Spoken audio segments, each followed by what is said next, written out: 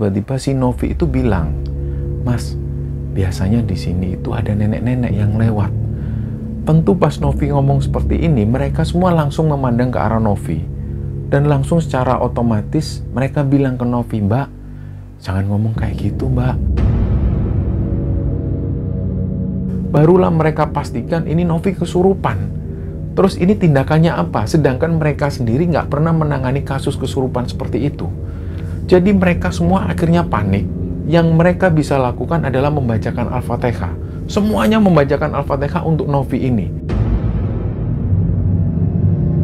Mereka melihat betul sosok nenek-nenek ini seolah nggak mau melepaskan Novi.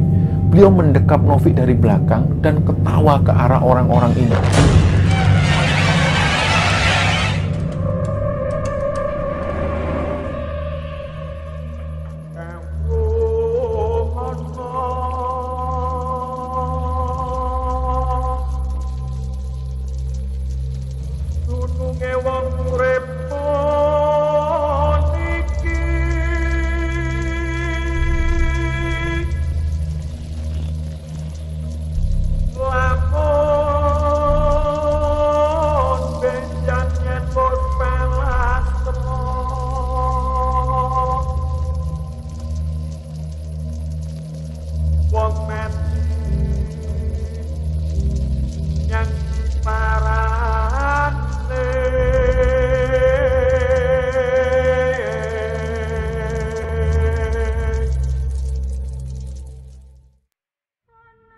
Bismillahirrahmanirrahim. Assalamualaikum warahmatullahi wabarakatuh. Sobat Kembara Sunyi dimanapun berada, pada kesempatan kali ini kami akan membagikan cerita yang dikirim oleh Sobat Kembara yang bernama Daning yang asalnya dari Kendal. Sebelum kita masuk ke ceritanya, untuk teman-teman yang nonton tayangan ini dan belum subscribe, jangan lupa untuk subscribe lebih dulu agar channel Kembara Sunyi ini lebih berkembang lagi dan kami lebih bersemangat lagi dalam membuat konten-konten terbaru di Kembara Sunyi. Dan untuk teman-teman yang telah mendukung kami sejauh ini, kami mengucapkan terima kasih banyak. Semoga amal kebaikan teman-teman dibalas kebaikan berlipat oleh Allah Subhanahu wa Ta'ala.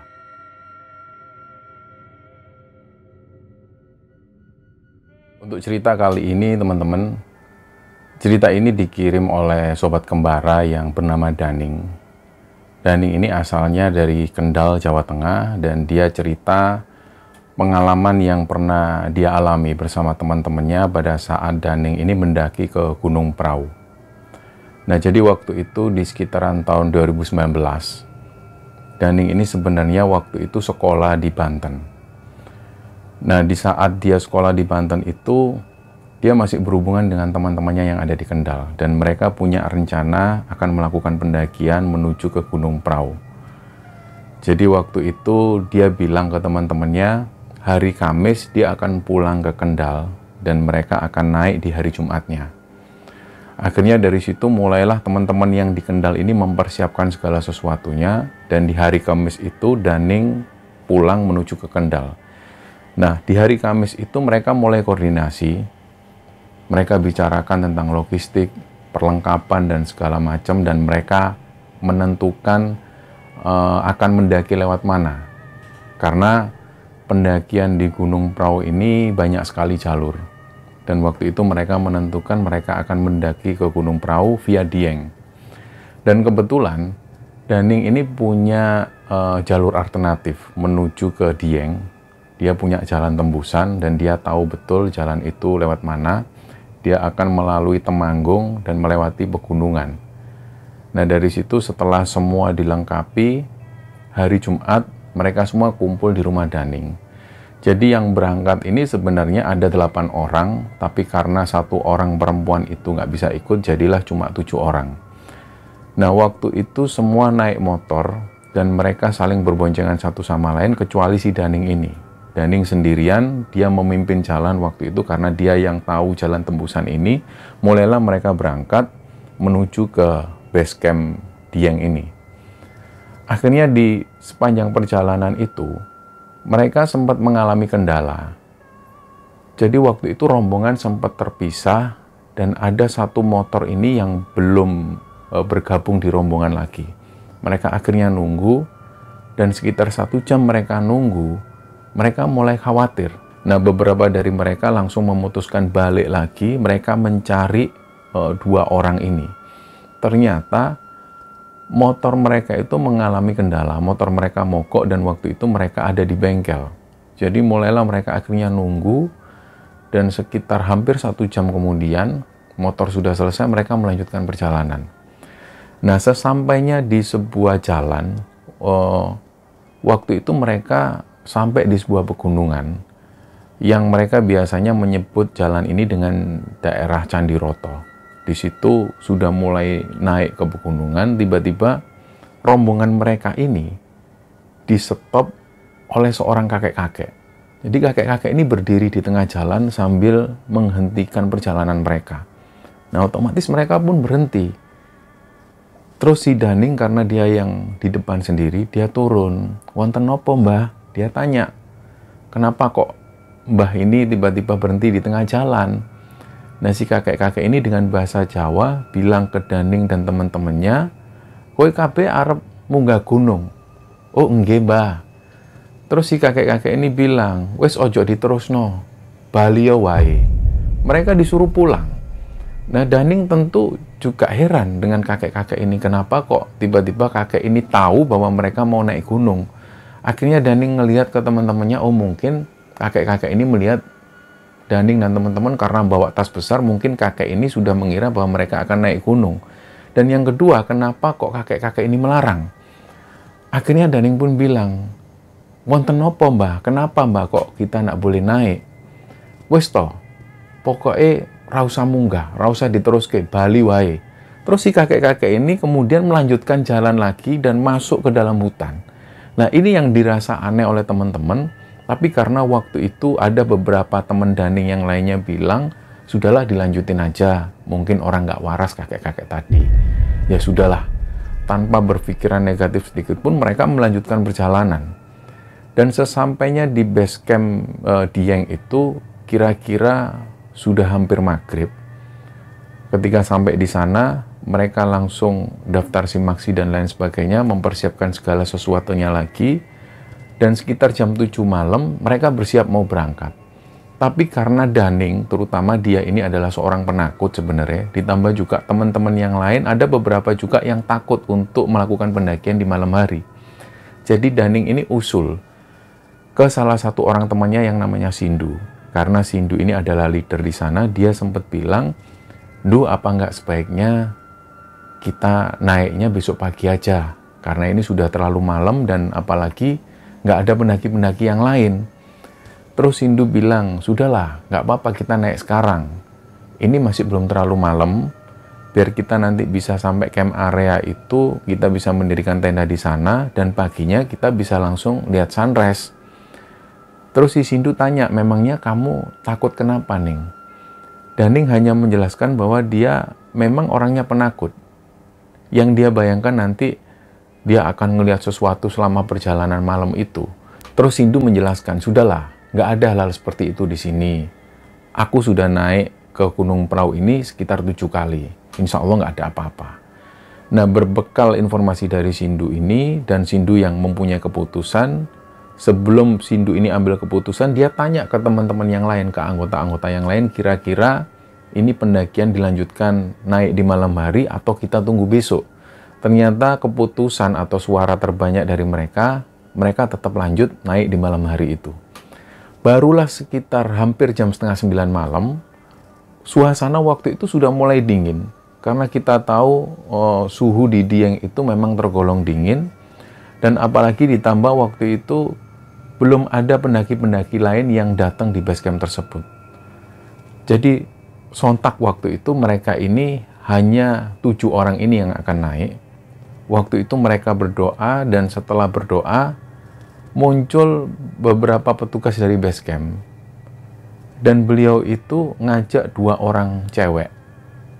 Jadi si mas-mas base camp ini bilang ke Sindu dan teman-teman, termasuk si Daning ini, "Mas, Mbak, ini ada 2 orang pendaki cewek, bisa nggak gabung ke rombongan mas-masnya ini? Karena kasihan kalau mbak-mbaknya ini naik sendirian, ini 2 orang cewek-cewek semua." Nah, Daning dan teman-teman menganggap, ya sudah, nggak ada masalah, toh juga bisa membantu menemani 2 orang cewek ini. Akhirnya mereka pun berkenalan, dua orang perempuan ini, yang satu namanya Novi, yang satunya lagi namanya Rini. Dan waktu itu mereka mulai melakukan perjalanan. Di awal-awal perjalanan, mereka melewati perkebunan penduduk, dan setelah itu jalan mulai setapak, mereka mulai memasuki hutan. Nah, karakter dari Gunung Prau ini sebenarnya banyak sekali akar-akar pohon yang melintang sepanjang jalur pendakian itu. Jadi kalau teman-teman mungkin pernah mendaki di Gunung Pundak, karakternya hampir sama persis. Sepanjang trek jalur pendakian itu ditemukan banyak sekali akar-akar pohon yang melintang. Bahkan di Gunung Prau ini ada satu titik di mana di situ dijuluki atau dinamai dengan kawasan akar cinta. Nggak tahu kenapa sejarahnya seperti apa, yang jelas ada di sana karena mungkin banyak sekali akar-akar yang melintang di jalur tersebut, akhirnya dinamai seperti itu. Nah, mereka melanjutkan perjalanan, dan yang membuat mereka merasa aneh, sepanjang perjalanan di malam hari itu mereka selalu mendengar suara kucing. Suara kucing ini kadang mengeong, kadang mengerang, terus seperti itu. Jadi kayak seolah-olah kucing ini terus menemani perjalanan mereka. Padahal ketika mereka melihat kanan, kiri, belakang, bahkan mereka sempat menunggu di mana keberadaan kucing ini. Kucing ini nggak pernah terlihat sama sekali. Tapi ketika mereka jalan, kucing ini selalu mengikuti dan selalu mengeong terus seperti itu. Tapi wujudnya tidak tampak. Nah, inilah keanehan pertama yang mereka rasakan. Dan sesampainya mereka itu di sebuah tempat, ada dua orang itu yang belum sampai. Artinya dua orang ini ketinggalan dari rombongan yang lain. Dan bisa dikatakan mereka ini menghilang dengan sendirinya. Nah, dari situ mereka pun menunggu dua orang ini. Dua orang ini namanya Era dan Raffi. Nggak tahu kenapa Era dan Raffi ini tiba-tiba hilang dari rombongan. Entah mereka ini berjalan lambat atau seperti apa nggak tahu. Mereka pun nunggu di situ. Setelah ditunggu sekitar hampir setengah jam, Era dan Raffi ini nggak juga tampak. Mulailah salah satu dari mereka turun lagi mencari keberadaan Era dan Raffi. Setelah satu orang ini turun, mereka memastikan bahwa Era dan Raffi belum juga muncul. Akhirnya satu orang ini balik lagi ke rombongan, dia bilang ke teman-teman yang lain, dia belum melihat kehadiran Era dan Raffi. Nah, otomatis mereka nunggu lagi di sana. Ditambah lagi waktunya setengah jam, nggak lama kemudian muncullah Era dan Raffi ini. Dan secara otomatis, waktu itu Sindu sebagai leader di situ, dia langsung emosi, dia langsung meluapkan kemarahan kepada Era dan Raffi ini, dan sempat mengumpat, dia sempat meso. Kowe iki tekon di kabeh, cok. Tadi sambil marah dan suasana waktu itu sudah mulai tegang. Dan Era dan Raffi ini juga akhirnya meminta maaf karena waktu itu mereka berdua itu sempat istirahat, tapi dalam waktu yang cukup lama. Nah, tentu hal ini membuat rombongan yang lain itu panik karena menunggu kehadiran mereka, dan mereka sebelumnya belum berkoordinasi sama sekali bahwa mereka akan beristirahat lama. Hal inilah yang membuat akhirnya Sindu itu marah dan meluapkan emosinya di sana sampai keluar umpatan-umpatan seperti ini. Dan pada akhirnya ketika Sindu ini mengeluarkan umpatan seperti itu, salah satu dari mereka yang namanya Harry ini sempat mengingatkan Sindu, "Duh, jangan gitu, Duh. Ini kita di atas gunung, di tengah hutan malam hari. Kita jagalah sopan santun kita." Nah, dari situ Sindu akhirnya diam. Mereka melanjutkan perjalanan lagi. Nah, mereka sempat beristirahat di satu tempat. Lokasinya nggak jauh dari akar cinta. Mereka beristirahat di sana dan tiba-tiba salah satu rombongan ini yang tadinya ikut, ada Novi dan Rini, tiba-tiba si Novi itu bilang, "Mas, biasanya di sini itu ada nenek-nenek yang lewat." Tentu pas Novi ngomong seperti ini, mereka semua langsung memandang ke arah Novi. Dan langsung secara otomatis mereka bilang ke Novi, "Mbak, jangan ngomong kayak gitu, Mbak. Nggak baik, Mbak. Nanti kalau nenek-neneknya datang gimana? Jangan ngomong gitu." Nah, waktu itu Novi ngomong sekali lagi, "Loh, iya Mas, serius. Aku ini sering ketemu nenek-nenek itu." Nah, dari situ mereka mungkin agak sebel. "Mbak, sudahlah Mbak, jangan ngomong kayak gitu. Ayo jalan lagi aja, yuk." Tapi si Novi ini terus bersikuku bahwa dia sering ketemu nenek-nenek ini. Nenek-nenek ini memang lokasinya tinggal di situ. Nah, karena mereka belum kenal baik dengan Novi dan satunya lagi Rini ini, Mereka mengabaikan hal itu. Mereka melanjutkan perjalanan naik terus ke atas. Setelah kejadian si Novi ngomong seperti itu, mereka akhirnya diam. Selama perjalanan itu, mereka lebih sedikit bicara. Sampai pada akhirnya sekitar jam 12 malam, mereka pun sampai di camp area. Di camp area itu mereka mendirikan tenda, ada 3 tenda yang didirikan di sana. Mereka rencana bermalam di situ, dan pagi harinya mereka akan naik menuju sunrise camp. Di sana mereka akan melihat pemandangan matahari terbit yang begitu cantik, di mana di sana kita akan bisa melihat banyak sekali gunung-gunung yang terlihat cantik di sana seperti Sindoro dan Sumbing. Jadi yang cowok-cowok menempati 1 tenda.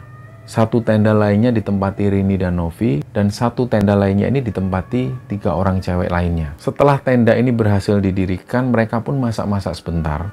Setelah itu mereka pun kembali beristirahat. Nah, pada waktu istirahat itu nggak ada kejadian apapun. Barulah mereka itu kebangun karena mereka mendengar ada suara perempuan ini yang menangis. Nah, di situ, dalam 1 tenda yang cowok-cowok ini yang bangun lebih dulu, mereka memastikan ini suara tangisan perempuan ini berasal dari mana? Apakah dari tenda Rini dan Novi atau tenda yang satunya? Nah, di situ mereka akhirnya terpaksa buka tenda, mereka cek, dan ternyata suara tangisan perempuan ini berasal dari tendanya Rini dan Novi. Mereka akhirnya menuju ke sana dan otomatis mereka tanya, ini siapa yang nangis? Nah, di situ yang menjawab adalah Rini. Anu mas, Novi yang nangis. Coba dibuka. Begitu dibuka, ternyata Novi ini posisinya mata dia itu sudah melihat ke atas. Bola matanya sudah mengarah ke atas. Dan akhirnya Novi yang waktu itu nangis, ini tiba-tiba teriak-teriak dengan sendirinya. Barulah mereka pastikan ini Novi kesurupan. Terus ini tindakannya apa? Sedangkan mereka sendiri nggak pernah menangani kasus kesurupan seperti itu. Jadi mereka semua akhirnya panik. Yang mereka bisa lakukan adalah membacakan Al-Fatihah. Semuanya membacakan Al-Fatihah untuk Novi ini. Akhirnya 2 orang, Daning dan juga Rafli ini memutuskan turun. Mereka akan mencari bantuan ke base camp. Nah, setelah itu Raffi dan Daning ini turun. Menurut pengakuan Raffi dan Daning yang turun waktu itu, mereka ini berjalan berdua sambil agak berlari-lari kecil, supaya harapannya mereka lebih cepat sampai ke base camp. Dan untungnya, nggak jauh dari sana mereka melihat ada cahaya senter. Dan mereka akhirnya nunggu. Dan kebetulan waktu itu yang naik adalah beberapa ranger dari base camp. Ada 2 orang di sana. Salah satunya kita sebut namanya Hendra. Dia langsung bilang, mas, saya mau minta tolong mas. Kenapa mas? Itu rombongan kami ada yang kesurupan. Oh ya, ayo ke sana. Ternyata 2 ranger ini mau berjalan menuju ke sunrise camp. Nah, waktu itulah mereka semua meminta pertolongan kepada ranger-ranger ini yang namanya Mas Hendra itu. Beliau langsung datang ke tenda tersebut dan beliau bilang ke Daning dan teman-teman, mas, tolong buatin air hangat. Setelah dibuatkan air hangat ini pun didoakan oleh Hendra itu, kemudian diminumkan ke Novi. Dan secara perlahan, Novi ini pun mulai lemes dan akhirnya dia tidur. Setelah itu keadaan kembali tenang. Terus Mas Hendra ini bilang ke Daning dan teman-teman, mas, ini lebih baik saya pinjemin HT. Kalau nanti ada apa-apa terjadi sama mbak ini, jenengan hubungi kami aja. Ini kami mau melanjutkan ke sunrise camp. Iya mas, baik mas kalau gitu, makasih mas. Nah setelah itu mereka lanjutkan perjalanan naik. Ranger-ranger ini naik dan gak lama kemudian disusul oleh ranger yang lain. Total ada 10 orang yang mulai naik ke atas. Jadi akhirnya Daning dan teman-teman mulai agak tenang, mereka kembali beristirahat. Ternyata nggak sampai beberapa menit kemudian, waktu itu sekitar jam 4-an subuh, si Novi ini teriak-teriak sekali lagi dan suaranya itu berubah seperti suara nenek-nenek. Dia ketawanya seperti ketawa nenek-nenek. Ketika tenda ini dibuka, sekali lagi mata Novi itu terbelalak ke atas dan dia ketawa persis seperti ketawanya nenek-nenek. Dan waktu itu mereka kembali bingung, ini apa yang harus dilakukan? Di situ Dani dan teman-teman langsung coba menghubungi teman-teman ranger yang sudah naik ke sunrise camp. Ketika dicoba dihubungi, ternyata HT ini sinyalnya susah. Mereka cari sinyal yang bagus dan setelah hampir 20 menitan mereka mencoba menghubungi ranger-ranger ini, belum ada jawaban dari ranger-ranger ini. Akhirnya dari situ, begitu mereka ini kembali ke tenda, HT ini ada jawaban. Disitulah akhirnya Daning bilang, "Mas, saya minta tolong mas, ini teman saya kesurupan lagi." "Oh iya ya mas, saya turun mas." Nah, 10 orang ranger ini pun turun menuju ke tenda Daning dan teman-teman. Langsunglah dilakukan penanganan ke Novi ini. Setelah Novi ini ditangani, dan dirasa waktu itu kondisi Novi ini benar-benar parah. Akhirnya setelah Novi ini sadar dari kesurupannya, teman-teman ranger ini memutuskan untuk membawa Novi turun ke base camp. Dan dari situ Rini pun juga ikut ke base camp karena Rini khawatir dengan kondisi Novi. Nah, setelah itu Novi dan Rini ini pun turun bersama 10 ranger ini menuju ke base camp. Nah, setelah kejadian itu, Daning dan teman-teman barulah mulai bisa istirahat. Dan di pagi harinya sekitar jam 7 pagi, mereka langsung melanjutkan perjalanan menuju ke Sunrise Camp. Setelah sampai di Sunrise Camp dan mereka menikmati pemandangan yang luar biasa yang ada di sana, mereka pun kembali ke tenda dan berkemas-kemas. Setelah mereka berkemas, akhirnya mereka melanjutkan turun kembali ke base camp. Selama mereka perjalanan turun ke base camp itu, mereka nggak pernah mengalami gangguan apapun, nggak ada kendala apapun di sana. Begitu sampai di sana, di base camp itu mereka memutuskan untuk menginap 1 malam lagi. Nah, malam itu pas waktu mereka ngopi-ngopi, tiba-tiba Mas Hendra, ranger yang ada di sana ini menghampiri Daning dan teman-teman. Disitulah Mas Hendra cerita. Ternyata yang dialami Novi ini itu benar-benar luar biasa. Pengakuan dari Mas Hendra waktu itu, ternyata Novi ini memang sengaja datang ke Gunung Prau hanya karena kangen dengan sosok nenek-nenek tersebut. Dan ini pengakuan dari Rini, sahabatnya Novi. Rini itu cerita, Novi ini sudah sering kali melakukan pendakian ke Gunung Prau. Dan dia selalu bertemu dengan sosok nenek-nenek tersebut. Jadi apa yang dikatakan Novi pada saat mereka istirahat malam itu, Novi sering bertemu dengan sosok nenek-nenek ini memang benar. Yang dikatakan Rini benar, Novi memang sering bertemu dengan sosok nenek-nenek ini, dan Novi mengaku bahwa nenek-nenek tersebut adalah nenek buyutnya. Dan setiap kali Novi ini pergi ke Gunung Prau, selalu bertemu dengan sosok nenek-nenek ini. Jadi pada saat itu, kenapa Rini mengizinkan Novi mendaki ke Gunung Prau? Ini karena permintaan dari Novi sendiri. Novi sudah lama sekali kangen, pengen ketemu dengan sosok nenek tersebut. Dan waktu itu Rini pun juga gak bisa membantah keinginan dari Novi. Rini pun akhirnya mengabulkan permintaan dari Novi. Dari situ mereka berdua akhirnya mendaki menuju ke Gunung Prau, dan inilah yang terjadi. Dan pada saat Novi ini kesurupan, yang dilihat Hendra dan teman-teman waktu itu, Novi ini didekap dengan sosok nenek-nenek tersebut. Nenek-nenek ini mendekap Novi dari belakang sambil terus ketawa dan memandangi orang-orang yang ada di sana. Mereka melihat betul sosok nenek-nenek ini seolah nggak mau melepaskan Novi. Beliau mendekap Novi dari belakang dan ketawa ke arah orang-orang ini. Itulah yang terjadi, dan pada akhirnya setelah kejadian itu, Novi dan Rini ini pun pulang. Dan setelah mendapat cerita dari teman-teman ranger yang ada di sana, Daning dan teman-teman itu mendapat pengalaman baru lagi. Bahwa ternyata banyak sekali misteri-misteri atau hal-hal ganjil yang terjadi di gunung seperti yang dialami oleh Novi ini. Cerita inilah teman-teman yang dibagikan oleh Sobat Kembara Sunyi yang bernama Daning yang asalnya dari Kendal. Dan semoga kisah ini bisa kita ambil hikmah dan bisa kita ambil pelajaran di dalamnya. Mohon maaf kalau ada salah-salah kata. Wassalamualaikum warahmatullahi wabarakatuh.